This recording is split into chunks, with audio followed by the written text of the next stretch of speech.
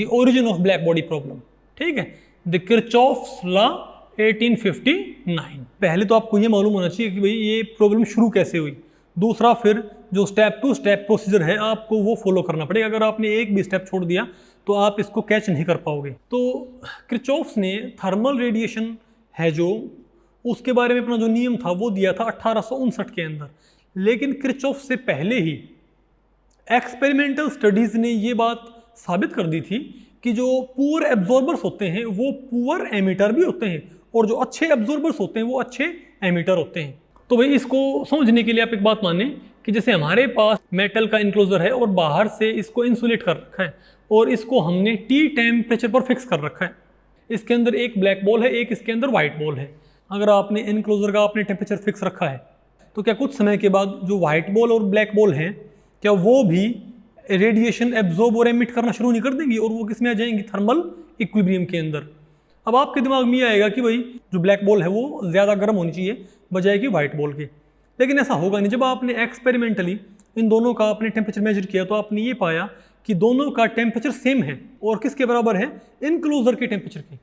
तो आप सोचोगे कि भाई ये कैसे पॉसिबल है कि जो ब्लैक कलर है वो तो एब्जॉर्ब ज़्यादा करता है, ठीक है, उसका तो भाई ब्लैक बॉल का टेम्परेचर क्या होना चाहिए, ज़्यादा। लेकिन ऐसा क्यों नहीं हुआ, क्योंकि ब्लैक बॉल ने बेशक रेडिएशन ज़्यादा एब्जॉर्ब किया है, क्योंकि भाई इस इनक्लोजर के अंदर थर्मल रेडिएशन भरा होगा, ठीक है, और वो थर्मल रेडिएशन फिर इक्विलिब्रियम में आ जाएगा किससे, ब्लैक बॉल और वाइट बॉल से, ठीक है। तो जो ब्लैक बॉल है वो क्योंकि थर्मल इक्विलिब्रियम में है तो वो भी रेडिएशन एब्जॉर्ब और एमिट करना शुरू कर देगा, और वाइट बॉल भी। तो आपका परसेप्शन ये होगा कि भाई ब्लैक बॉल का टेम्परेचर क्या होना चाहिए, ज़्यादा, लेकिन वो बराबर मिलेगा। क्यों, क्योंकि ब्लैक बॉल ने बेशक ज़्यादा रेडिएशन एब्जॉर्ब किया है, क्योंकि ये एक भाई बेटर एब्जॉर्बर है। लेकिन आप ये तो देखें कि एक ये बेटर एमिटर भी तो है, और जो वाइट बॉल है आप कहोगे उसका टेम्परेचर कम होना चाहिए क्योंकि इसने भाई रेडिएशन कम एब्जॉर्ब किया है, बिल्कुल कम किया है। लेकिन अगर ये कम रेडिएशन एब्जॉर्ब करे और ज़्यादा रेडिएशन एमिट करे तो हम माने कि इसका टेम्परेचर क्या होगा, कम। लेकिन इसने कम रेडिएशन एब्जॉर्ब किया है थर्मल इक्विलिब्रियम पे आने के बाद, तो इसने भाई रेडिएशन एमिट तो क्या कर रहा है, ये कम करने लग रहा है। तो अगर ब्लैक बॉडी एब्जॉर्ब तो कर ले ज़्यादा लेकिन एमिट ना करे, एमिट करे वाइट बॉल के बराबर, तो उसका टेम्परेचर क्या होना चाहिए, ज़्यादा, क्योंकि जो उसने एक्स्ट्रा रेडिएशन एब्जॉर्ब की होगी वो उसके टेम्परेचर को रेज करने में काम आएगी, इजंट इट। तो आपने कमाल की बात ये थी कि इस इनक्लोजर के अंदर थर्मल इक्विलिब्रियम पे जो ब्लैक बॉल और वाइट बॉल है उन दोनों का ही टेम्परेचर बराबर है। तो इस चीज़ के बारे में भाई एक्सपेरिमेंटल स्टडीज़ ने पहले ही बता दिया था, लेकिन इस चीज़ का हमारे पास कोई मैथमेटिकल फॉर्मुलेशन नहीं था कि भाई इस ऑब्जर्वेशन को मैथमेटिकल कैसे फॉर्मुलेट किया जाए, ठीक है। तो ये हैं गुस्ताव किरचॉफ। भाई 1824 में इनका जन्म हुआ था और 1887 में इनकी मृत्यु हुई थी। ये एक जर्मन फिजिसिस्ट थे जिन्होंने, आपको पता भाई, इलेक्ट्रिकल सर्किट्स, स्पेक्ट्रोस्कोपी और जो भाई क्या बोलते हैं थर्मल रेडिएशन, उनके ऊपर काफ़ी इन्होंने काम किया है।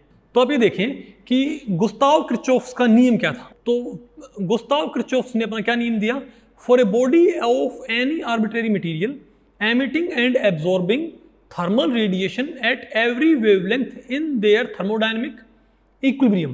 यानी कि कहता कि भाई कोई भी बॉडी जो कि थर्मल रेडिएशन एमिट करती है और एब्जॉर्ब करती है थर्मोडायनेमिक इक्विलिब्रियम पे, ठीक है, the ratio of its emissive power, उस बॉडी की जो एमिसिव पावर हो गया, आपको हो गया एमिसिव पावर क्या होती है भाई, एमिसिव पावर होती है कि आपको पता है ना कि भाई इलेक्ट्रोमैग्नेटिक रेडिएशन की फॉर्म में एनर्जी एमिट होती है। तो पर यूनिट एरिया पर सेकंड जितनी एनर्जी एमिट होती है in form of electromagnetic radiation, उसको हम बोलते हैं उसकी एमिसिव पावर, ठीक है। तो emissive power to its dimensionless coefficient of absorption is equal to the emissive power of a perfect black body, ठीक है।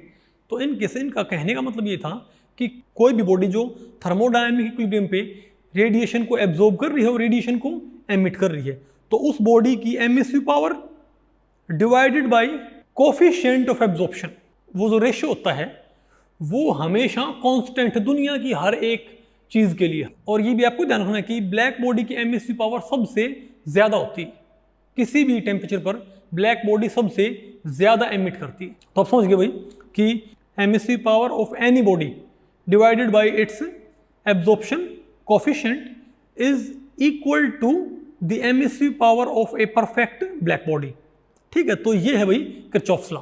अब ये क्योंकि एक यूनिवर्सल चीज़ है, यूनिवर्सल से मेरा मतलब क्या है कि भाई दुनिया में ये हर चीज़ के लिए वैलिड है, ठीक है।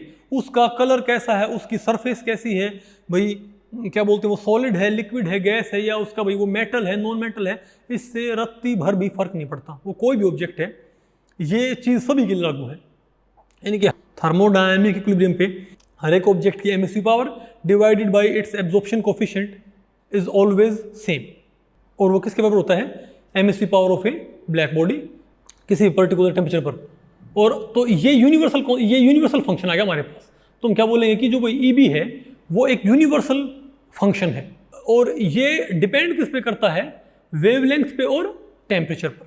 अब मैं इसको आपको फिजिकली आपको भाई समझाने की ट्राई करूं तो आप इसको ऐसे माने कि 4000 केल्विन पे जो ब्लैक बॉडी है वो एमिट करने लग रही है 620 नैनोमीटर के रेडिएशन। 4000 केल्विन पे एक ब्लैक बॉडी 620 नैनोमीटर की रेडिएशन की फॉर्म में 100 यूनिट एनर्जी एमिट करने लग रही है। तो अब आप ये मान लें कोई ईंट है, उस ईंट को अगर मैं 4000 केल्विन पे अगर मैं उसको हीट कर देता हूँ ना, तो वो ईंट उसकी एमिसिव पावर 620 नैनोमीटर की हुई इलेक्ट्रोमैग्नेटिक रेडिएशन के लिए, उस ईंट की भी जो एमिसिव पावर होगी और उसका जो एब्जॉर्प्शन कोफिशिएंट होता है 4000 केल्विन पे, उनका रेशियो भी कितना होएगा? 100।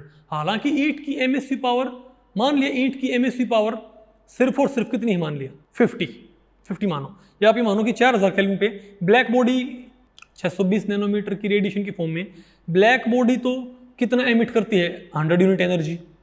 और ईंट सिर्फ कितनी यूनिट एनर्जी एमिट करती? मान लिया 50 यूनिट एनर्जी। तो ये पक्की बात है कि 4000 केल्विन पे उसका जो एब्जॉर्प्शन कोफिशिएंट होगा वो 0.5 होएगा, यानी कि 50/0.5 कितना आ गया आपका वापस? 100। यानी कि एमएससी पावर बराबर नहीं होती, लेकिन MSc power divided by absorption coefficient वो हमेशा क्या रहेगा उसका?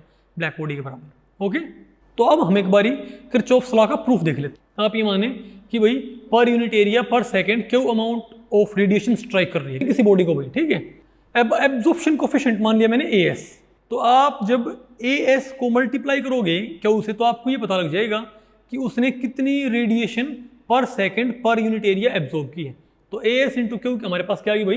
Radiation absorbed per unit area पर सेकंड, ठीक है। तो ये तो है भाई पर यूनिट एरिया पर सेकंड जो रेडिएशन वो बॉडी भाई एब्जॉर्ब करने लग रही है। और अब आप ये सोचें कि उस बॉडी की कोई जो आपने आर्बिट्रेरी बॉडी ली है उसकी एमिसिव पावर क्या है? ES, यानी कि energy emitted per unit area पर सेकंड क्या है? ES। देखो energy incident per unit area पर सेकंड क्यों है, लेकिन इसको कोफिशिएंट एब्जॉर्प्शन कोफिशिएंट से मल्टीप्लाई करने पर आपके पास क्या जाएगी?